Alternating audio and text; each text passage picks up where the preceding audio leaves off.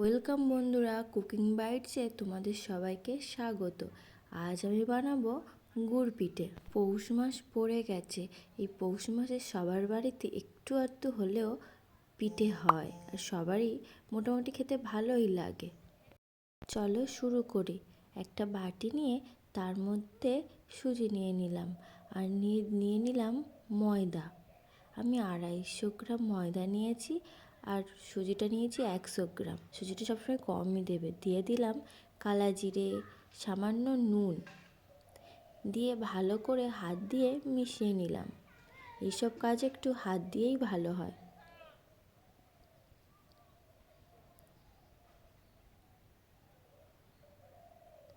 মিশিয়ে এর মধ্যে সামান্য জল দিলাম। যেহেতু আমি গুড় পিঠে বানাচ্ছি, তো এর মধ্যে গুড় দিয়ে দিলাম। এটা চিনি দিয়েও করা যায়, তোমরা চাইলে তো চিনিও দিতে পারো। গুড় দিয়ে ভালো করে মিশিয়ে নেব। যতটা পরিমাণ গুড় লাগবে গুড় দিয়ে দেব। এবার সবগুলোকে ভালোভাবে মিশাচ্ছি। ব্যাটারটা খুব পাতলা করলে হবে না, আর খুব মোটাও করলে হবে না, মিডিয়াম করতে হবে।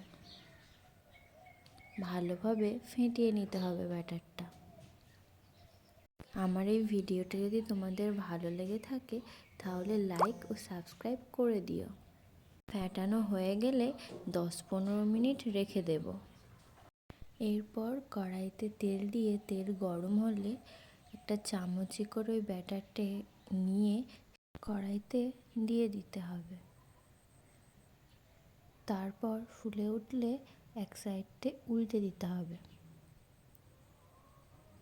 ভালো করে এপাশ সাইড ও সাইড ভালো করে ভেজে নিতে হবে।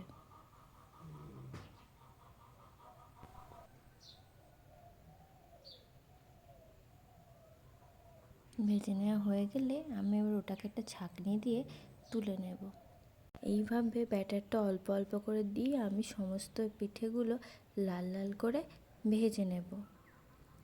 গুড় দিলে পিঠেগুলো লালচে ভাব আসে, আর গুড় না দিয়ে পরিবর্তে যদি চিনি দিই তাহলে এতটাও লাল হয় না।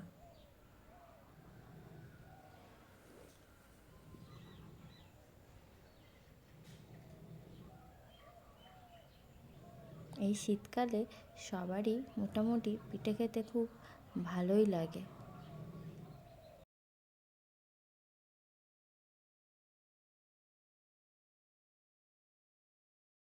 সমস্ত পিঠেগুলো এভাবে ভেজে তুলে নেওয়ার পর একটা প্লেট নিয়ে তাতে আমি সাজিয়ে নিচ্ছি।